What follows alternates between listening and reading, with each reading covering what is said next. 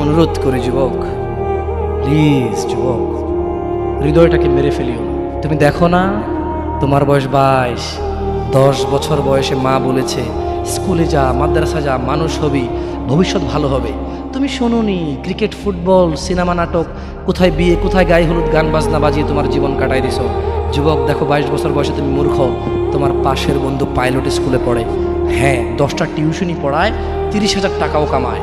হ্যাঁ, তুমি যাকে বিয়ের প্রস্তাব দিচ্ছ কেউ রাজি নাই, ওর জন্য 5টা ঘর আসে, ওর মা বলছে এখনো ছোট, আরো পড়াশোনা করুক, আর তুমি বিয়ের জন্য হন্য হয়ে খুঁজতেছ। কোনো রিক্সাওয়ালা তোমাকে মেয়ে দিতে রাজি?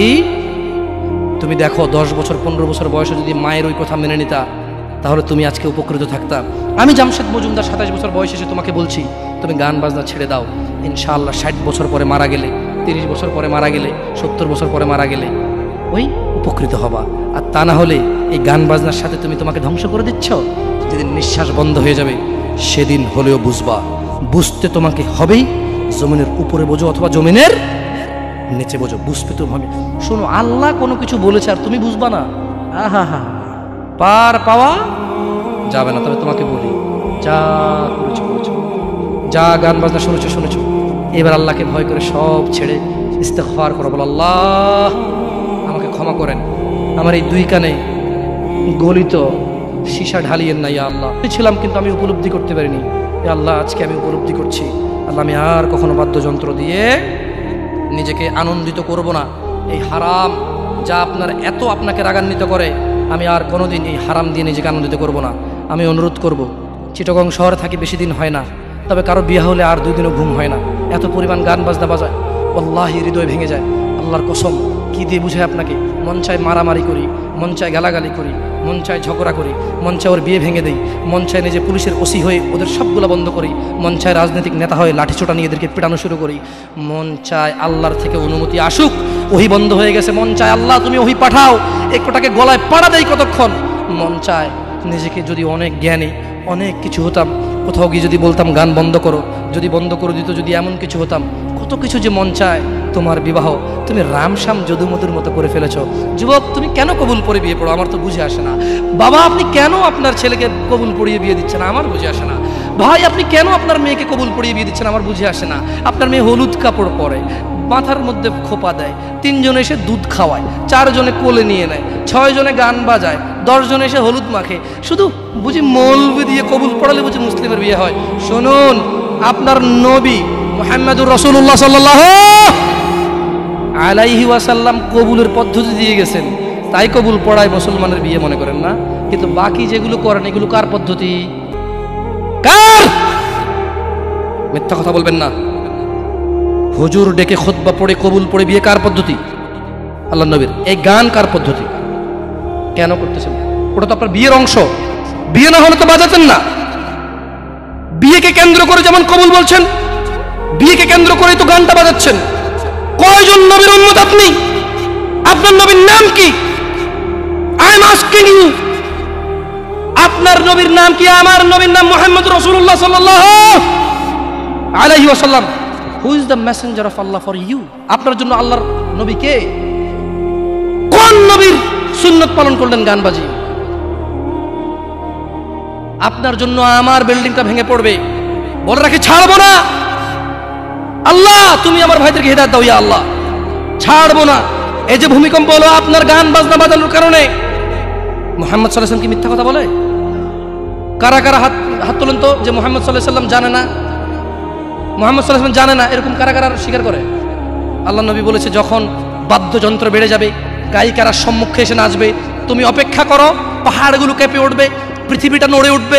জালজালা ইযা যুলজিলাতিল আরদু জিলজালাহা, যখন পৃথিবী প্রবল কম্পনে প্রকম্পিত হবে। ওয়া খরাজাতিল আরদু আসকালাহা, যখন এই মাটি তার ভিতরে যা আছে একদম লাথি মেরে বের করে দেবে, লাশ হোক আর যাই হোক, মাটি বলবে যে বের হও, বের হও আমার থেকে, বের হও, আমি তোর আর কাউকে রাখবো না। ওয়া ক্বালাল ইনসান, মানুষ বলবে মা লাহা মা লাহা, পৃথিবীটা কি হলো, এই মাটির কি হলো? কেন সে কবরগুলো লাশগুলো বের করে দিচ্ছে? কেন সে স্বর্ণ মতি হীরা মানিক্য বের করে দিচ্ছে? মা লাহা, এর কি হলো? কেন পাহাড় নড়ে উঠছে? কেন পাহাড় ভেঙে চূর্ণ বিচূর্ণ হয়ে যাচ্ছে? মানুষ বলবে মা লাহা, পৃথিবীর কি হলো?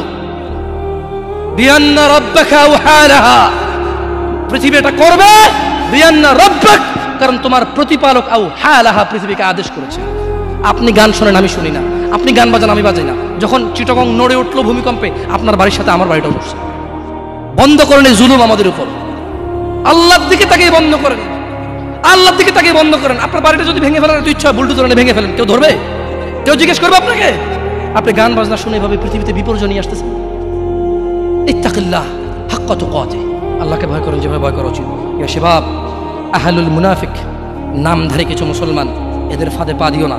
তারা চায় তোমরা নেশায় মত্ত হয়ে তোমরা তোমাদের জীবনটাকে জাহান্নামে উজাড় করে দাও। তারা চায় তোমরা শয়তানের ফাঁদে পা দিয়ে তোমরা আল্লাহ দ্রোহিতা এবং রাসূল দ্রোহিতায় মেতে ওঠো। অথচ আল্লাহ চায় তোমরা সফলতার দিকে আসো, আল্লাহ চায় তোমরা আল্লাহর ক্ষমার দিকে আসো, তোমরা সফল হও, আল্লাহ চায়। আল্লাহ সুবহানাহু ওয়া তাআলা বলেন, ইয়া আইয়ুহাল্লাযীনা আমানু ইন্নামাল খামরু ওয়াল মাইসির ওয়াল আনসাব ওয়াল আজলাম রিজসুম মিন আমালিশ শাইতান ফাজতানিবুহু লাআল্লাকুম তুফলিহুন। হে তোমরা যারা ঈমান এনেছো, মদ, জুয়া, মূর্তি পূজার বেধি ও ভাগ্য নির্ণয় গণকের কাছে যাওয়া শিরক, গণকের কাছে যাওয়া শিরক। ভাগ্য নির্ণয় করার শর্ত কেবল ঘৃণার বস্তু, শয়তানের কাজ, কাজেই তোমরা সেগুলো বর্জন করো। ফাজতানিবু, কাজেই তোমরা সেগুলো বর্জন করো। ইয়া শাবাব, হে মানুষ, তোমরা মদ, জুয়া, গান বাজনা, ভাগ্য নির্ণয় করে এরকম জিনিস থেকে বেঁচে থাকো। আল্লাহ বলছেন যে রিজসুম মিন আমালিশ শায়তান, এগুলো শয়তানের কাজ, এগুলো ইবলিসের কাজ। ফাজতানিবু, আল্লাহ বলছে হে আমার বান্দারা, ফাজতানিবু, এগুলো থেকে বেঁচে থাকো। কেন? লাআল্লাকুম তুফলিহুন, যাতে তোমরা জিতে যাও, যাতে তোমরা সফল হও, যাতে তোমরা জান্নাতি হও, যাতে তোমরা ভয়াবহ আগুন থেকে বেঁচে যাও। জাহান্নামের আগুন কি? নাযাআতাল লিশশাওয়া, চামড়া খসে দেবে, এটা হচ্ছে জাহান্নামের আগুন। জাহান্নামের আগুন থেকে বাঁচার দরকার আছে না নাই? এইভাবে এলোমেলো চলাফেরায়, শুক্রবারের নামাজে গিয়ে বাকিও সব বাদ দিয়ে নামাজও পড়বো, শুধু খাবো। আরে বাস্তবতা এমন, এখনকার ঘুষখোররা বলে যে শোনেন 3 লাখের নিচে হবে না, আপনাকে বুঝাতে পারতেছি না, জোরের টাইম চলে যাচ্ছে, দিলে দিন না দিলে যাই নামাজ যাই। বড় আশ্চর্য, বড় আশ্চর্য। আরে ভাই, নামাজ আল্লাহর সাথে অপরাধ, ক্ষমাকারী কে? জানা আল্লাহর সাথে অপরাধ, ক্ষমাকারী কে? মদ পান আল্লাহর সাথে অপরাধ, ক্ষমাকারী কে? কিন্তু যার থেকে ঘুষ নিছেন, এটা কি আল্লাহর হোক না মানুষের হোক? ক্ষমাকারী কে? মানুষ, আল্লাহ না। আল্লাহ ক্ষমা করবে না, আল্লাহ নিজের উপরে হারাম করে দিয়েছে এটা। আপনি যদি বলেন যে আমি 3 দিন ভাত খাবো না, পারবেন? এই ওয়াদার উপরে থাকতে পারবেন? নাকি খিদের জ্বালা খেতেই হবে? আল্লাহ এতটাই ক্ষমতাবান, তিনি যদি বলেন যে আমি এটা করব না, তিনি এটা না করে থাকতে পারেন। অনেকে বলে যে আল্লাহ চাইলে পুরুষেরটাকে মহিলা বানাইতে পারবে। আমরা বলি যে আল্লাহ চাইলে সবই পারবে, কিন্তু আল্লাহ এখানে বলেছে যে আমি চাইবই না এটা। আর আল্লাহ এত ক্ষমতাবান, আমি এটা করবো না বলে পৃথিবীর কেউ জোর করে ওনাকে করাইতে পারবে না। আমরা কথা বুঝতে পারছেন? এই জন্য মানুষের হক যে নিচ্ছেন আপনারা, আল্লাহ ক্ষমা করবে না। তো প্রশ্ন, আল্লাহ এত ক্ষমতাবান, আল্লাহ ক্ষমার মালিক না আল্লাহ? আল্লাহ এই ক্ষমতাটা তার বান্দাকে ভালোবেসে দিয়ে দিছে। হ্যাঁ বান্দা নে, তোকে দিয়ে দিলাম ইখতিয়ার, আমি আল্লাহ মিথ্যা কথা বলি না। তোর হক যে খাবে, তুই মাফ করলে সে মাফ পাবে, আমি মাফ করবো না। আমি দাখিলে দিব না জায়গায়, কি করবে না? আমি না কি গলাবো না। লা ইলাহা ইল্লাল্লাহ, সুবহানাহু, তিনি পবিত্র। তো তারা চায় তোমরা মদ, জুয়া, নেশায় ব্যতিব্যস্ত হয়ে থাকো। নামধারী মুসলিমরা চায়, মুনাফিকরা চায় এটা। কাফেরদের দোষ দিয়ে লাভ নাই, 90% মুসলমান দেশ, আপনারাই তো বলেন। তা কাফের কি করে এখানে? এখানে মদের আড্ডার মালিক মুসলমান, এখানে গানের আড্ডার মালিক মুসলমান, এখানে ডিস কেবলের মালিক মুসলমান, এখানে মানুষ মারে মুসলমানের কথা, এখানে মানুষ বাঁচায় মুসলমানের কথা, এখানে দুজনে যায় উঠা নিয়ে চলে আসে কাউকে মুসলমানের কথায়। মুসলমানের বাড়ির নিচে মসজিদ, মুসলমানের দোকানের উপরে মসজিদ, মুসলমানের ঘরের পাশে মসজিদ, মুসলমান নামাজ আসে না, কাফের দোষ দিবেন কিভাবে আপনি? এরা সবই তো মুসলমান। তো এরা কি মুসলমান না মুনাফিক? এরা মিথ্যাবাদী। কি আপনারা মনে কষ্ট নিচ্ছেন যে আমাদেরকে গালি দিয়ে গেল? ওয়াল্লাহি ওয়াল্লাহি ভুল বুঝিয়েন না। আমি এই কথাগুলো বলে বুঝাতে চাচ্ছি, আপনি যে নামাজ পড়েন না, এটা ছাড়া বিকল্প নাই। আমি বলি না যে আপনি খারাপ জাহান্নামে চলে যাবেন, না। আপনার মালিক কে? তিনি যদি আপনাকে জান্নাত দেয় ক্ষমা করে, কেউ ঠেকাইতে পারবে? কিন্তু মনে রাখবেন, তিনি মিথ্যা কথা বলেন না। তিনি বলে দিয়েছে তিনি কাদেরকে জান্নাত দেবে। উনি পৃথিবী পরিচালনা করেন একটা নিয়ম শৃঙ্খলায়। কিভাবে? একটা নিয়ম শৃঙ্খলায়। বুঝে আসছে না, আসে নাই? যাই হোক, ইবনে আব্বাস রাদিয়াল্লাহু আনহুমার বর্ণনায় রাসূল সাল্লাল্লাহু আলাইহি সাল্লাম বলেন, আল্লাহ তাআলা মদ, জুয়া, তবলা, সারেঙ্গি হারাম করেছেন। তিনি আরো বলেন, নেশাগ্রস্ত করে এমন প্রত্যেক বস্তু হারাম। মুসনাদে আহমদ ও আবু দাউদ এসেছে। এছাড়াও বহু প্রমাণ ও নির্ভরযোগ্য হাদিস রয়েছে যাতে গান, বাদ্যযন্ত্র হারাম ও নাজায়েজ। বলা হয়েছে এই ব্যাপারে বিশেষ সতর্কবাণী রয়েছে ও কঠিন শাস্তির ঘোষণা করা হয়েছে। রাসূলুল্লাহ সাল্লাল্লাহু আলাইহি সাল্লাম বলেছেন, আমার উম্মতের মধ্যে এমন সম্প্রদায় হবে যারা জানা, ব্যভিচার, রেশমি কাপড় ব্যবহার, মদ পান ও গান বাদ্যকে হালাল করবে।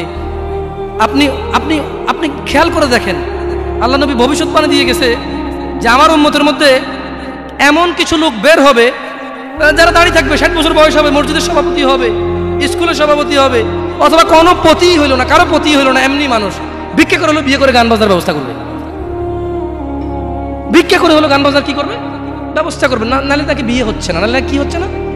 বিয়ে হচ্ছে না। ওয়াল্লাহি যত পোলা তার বিয়েতে গান বাজা, বাবা জীবিত, এই বাবা দায়ী। যদি ওই বাবা বিয়েতে উপস্থিত থাকে, বাবা ছেলেকে ডাইরেক্ট বলবে, শোনো, তোমার যৌবন আছে, তোমার ইনকাম আছে, তোমার ক্ষমতা, তুমি গান বাজনা বাজাবা।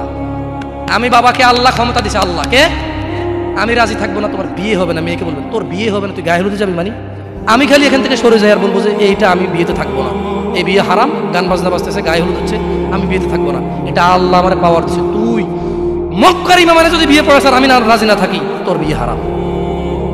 বুঝাচ্ছে না, আসে নাই? পোলাই যদি মাইয়ে যদি নিজের পাওয়ার ইস্তেমাল করে, আপনিও নিজের পাওয়ার ইস্তেমাল করেন। বলেন যে কি পাওয়ার দেখাস রে আমার সাথে, আমি তোর বাপ, কি পাওয়ার দেখাস তুই? তুই আমাকে জাহান্নামে নিয়ে যাবি? নো, ফেরাউন পারেনি, নমরুদ পারেনি, আবু জাহেল পারেনি, আবু লাহাব পারেনি। তুই আমার জন্মের ছেলে, তুই এমন কাজ করবি আমাকে জাহান্নামে নিয়ে যাবি? না, আমি তোর সাথে একমত না, এই কাজে আমি নাই। এই কাজে আমি বলতে পারবেন? বলতে পারবেন? দেখুন, বলতে পারেন আর না পারেন, এখানে স্বীকৃতি দেন আর না দেন, বলা উচিত। যাই হোক, রাসূলুল্লাহ সাল্লাল্লাহু আলাইহি সাল্লাম বলেন, যে ব্যক্তি দুনিয়াতে মদ পান করবে যে ব্যক্তি দুনিয়াতে মদ পান করবে ও তওবা করবে না, সে আখিরাতে তা থেকে বঞ্চিত থাকবে। দেখুন দিনী ভাইরা, জিনা ব্যভিচার এত পরিমাণ বেড়েছে। হে মুসলমান, হে মানুষ, মুনাফিকের ফাঁদে পা দিও না।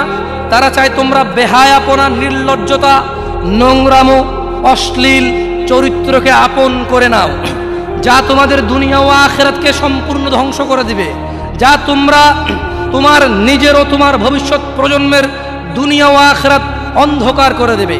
এই ব্যাপারে আল্লাহ সুবহানাহু ওয়া তাআলা সূরা আল ইসরা বলছেন, ওয়ালা তাকরাবুজ জিনা, তোমরা জানার কাছেও যেও না, ইন্নাহু কানা ফাহিশাতাও ওয়া সাআ সাবিলা, নিশ্চয়ই এই জিনা ব্যভিচার, নিশ্চয়ই এই জিনা ব্যভিচার, নিশ্চয়ই এই জিনা ব্যভিচার অশ্লীল, অশ্লীল, অশ্লীল, অশ্লীল, নিকৃষ্ট, নিকৃষ্ট, নিকৃষ্ট আচরণ। রাসূলুল্লাহ সাল্লাল্লাহু আলাইহি সাল্লাম বলেন, জিনাকারী ব্যক্তি যখন সে জিনা করে ওই সময় তার ঈমান থাকে না। চোর যখন চুরি করে ওই সময় সে মুমিন থাকে না। মদখোর, নেশাগ্রস্ত লোক যখন সে নেশা করে ওই সময় তার ঈমান থাকে না। চিন্তা করে দেখেন তো, মদ খাওয়া অবস্থা মারা গেলে কি হয়ে মরলেন বলেন তো?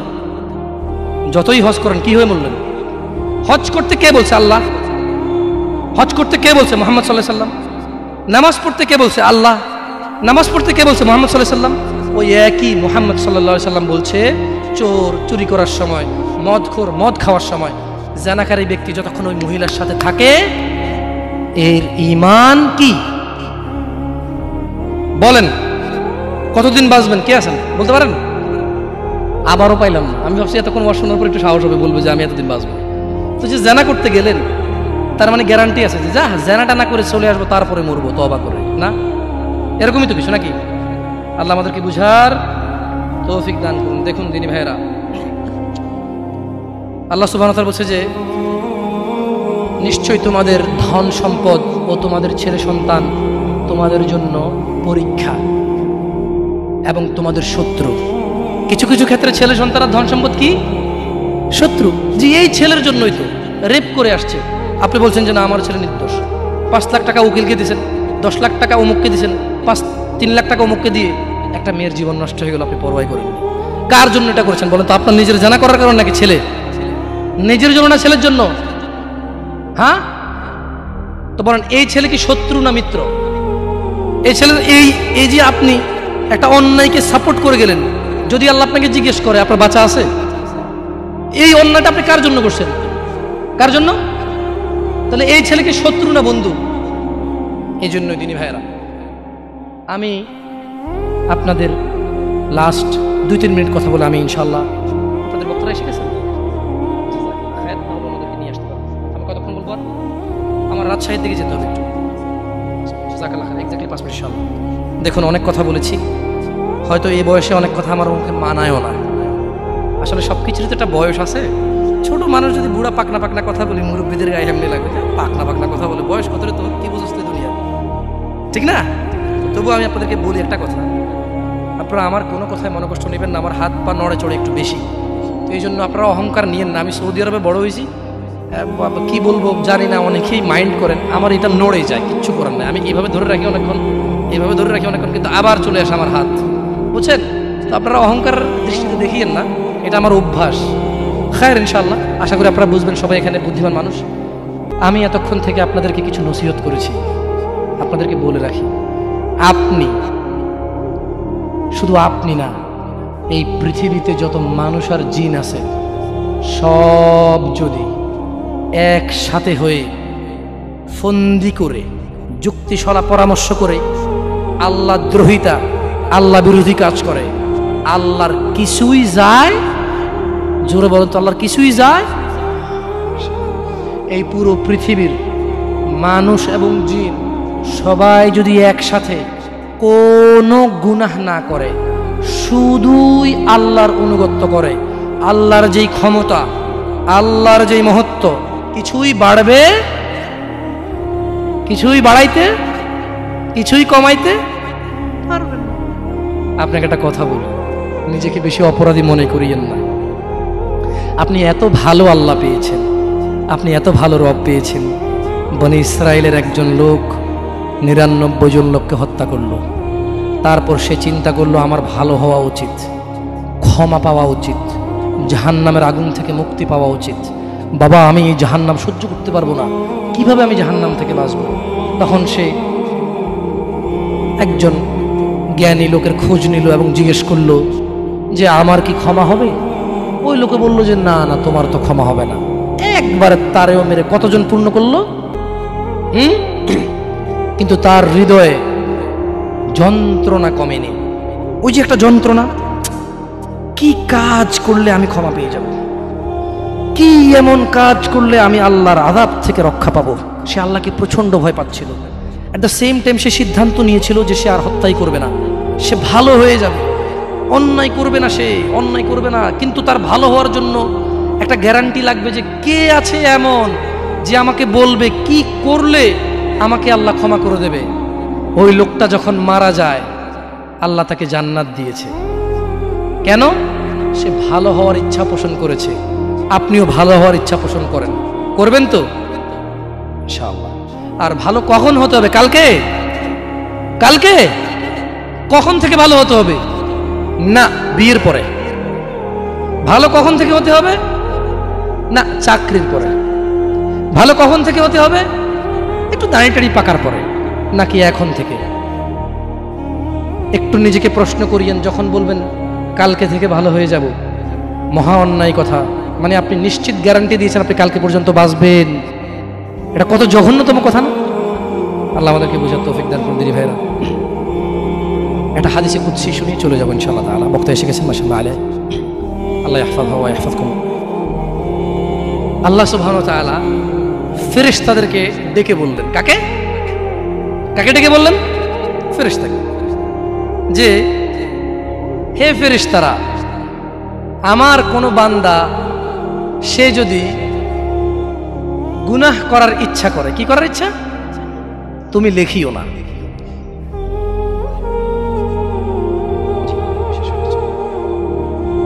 তাহলে ফেরেশতাদেরকে আল্লাহ কি বললেন, আমার কোনো বান্দা গুনাহ করার ইচ্ছা করলে তোমরা তা লিখিও না যতক্ষণ পর্যন্ত সে না করে। যখন সে এই অপরাধ করে ফেলে তোমরা লেখিও, বাড়তি লেখিও না, যতটুকু করেছে অতটুকুই লিখবা। কিন্তু জানেন আল্লাহ আপনাকে কত ভালোবাসে? এই সেইম আল্লাহ ফেরেশতাদেরকে বললেন, শোনো, আমার কোনো বান্দা যদি কোনো ভালো কিছু করার নিয়ত করে সঙ্গে সঙ্গে নেকি লিখে ফেলো। সুবহান। আমার কোনো বান্দা যদি ভালো কিছু করার নিয়ত করে সঙ্গে সঙ্গে লিখে ফেলো। সে এই কাজটা করা পর্যন্ত অপেক্ষা করার দরকার? সে নিয়ত করছে, এটা করবে, মাদ্রাসায় দান করবে, মাহফিলে দান করবে, মসজিদে দান করবে, সিগারেট ছেড়ে দেবে, এখন থেকে ছেড়ে দিছে, প্রতিজ্ঞা নিছে, এখন থেকে মদ খাওয়া ছেড়ে দিছে, এই এখন এই মাহফিলে প্রতিজ্ঞা নিছে, ইনশাআল্লাহ তাআলা ফজরে আমার যা হয় হয়, মসজিদ আমার চেহারা দেখবে, আমি মসজিদের চেহারা দেখব। আল্লাহ বলছে যে ফেরেশতা লিখে ফেল, লিখে ফেল। এখন কিন্তু ফজর হয়নি, তো এই লোকটা এরকম প্রতিজ্ঞা করে যদি সে মসজিদে ফজরে উপস্থিত হয়ে যায়, যদি সে মদের বোতল আসলো কিন্তু খেলো না, জুলুম করার সুযোগ আসলো কিন্তু করলো না, সে এবার এই ভালো কাজটা বলে করেও ফেলছে, রাইট? আল্লাহ বলেন যে ফেরেশতা বাড়ায় লেখ, 10 থেকে 700 গুণ বাড়িয়ে দে।